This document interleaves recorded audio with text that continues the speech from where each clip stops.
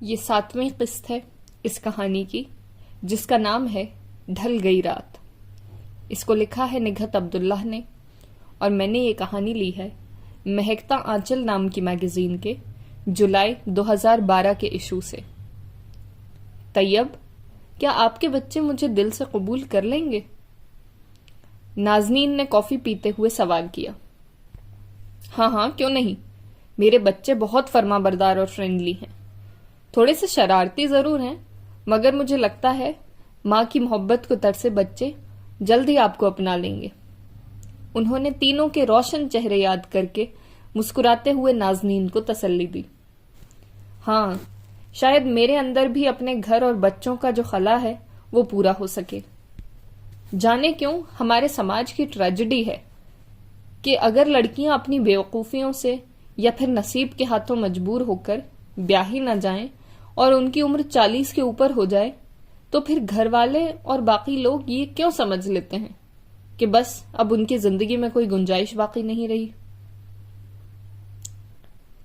دسمبر کا آخری ہفتہ چل رہا تھا۔ لوگ کہتے ہیں دسمبر تو تنہائی اور اداسی کا مہینہ ہوتا ہے، اور اس بار واقعی ان تینوں کے لیے یہی سب کچھ لایا تھا، اور اب شاید ان کے جان سے پیارے ڈیڈی ان سے بہت دور ہونے والے تھے۔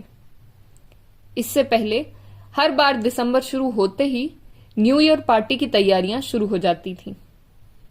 طیب ہمدانی اس میں بڑھ چڑھ کر حصہ لیتے تھے۔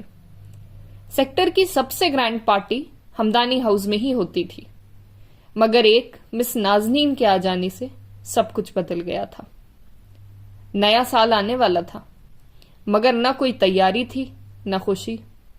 ان کے اور ڈیڈی کے درمیان ہمیشہ بڑا دوستانہ تعلق رہا، کبھی بھی انہیں ایک دوسرے کی کسی بات پر اعتراض نہیں ہوا تھا۔ کبھی انہوں نے سوچا بھی نہیں تھا کہ وہ ان سے اونچی آواز میں بات کریں گے، مگر کل شام وہ تینوں بڑے سخت لہجے میں ان سے کہہ آئے تھے کہ اگر آپ نے مس نازنین سے شادی کرنے کی کوشش کی تو ہمارا آپ سے کوئی تعلق نہیں رہے گا، اور ہم آپ کو ہمیشہ کے لیے چھوڑ کر چلے جائیں گے۔ دسمبر کی آخری اداس شاموں میں ہمدانی ہاؤس کی تنہائی بڑھ گئی تھی۔ کل سے طیب ہمدانی اپنے کمرے سے باہر نہیں نکلے تھے۔ زندگی میں پہلی بار ان چاروں نے 24 گھنٹے ایک دوسرے سے بات نہیں کی تھی۔ تینوں یہ سمجھ نہیں پا رہے تھے کہ ڈیڈی غلط ہیں یا ان سے ہی کچھ غلط ہو گیا تھا۔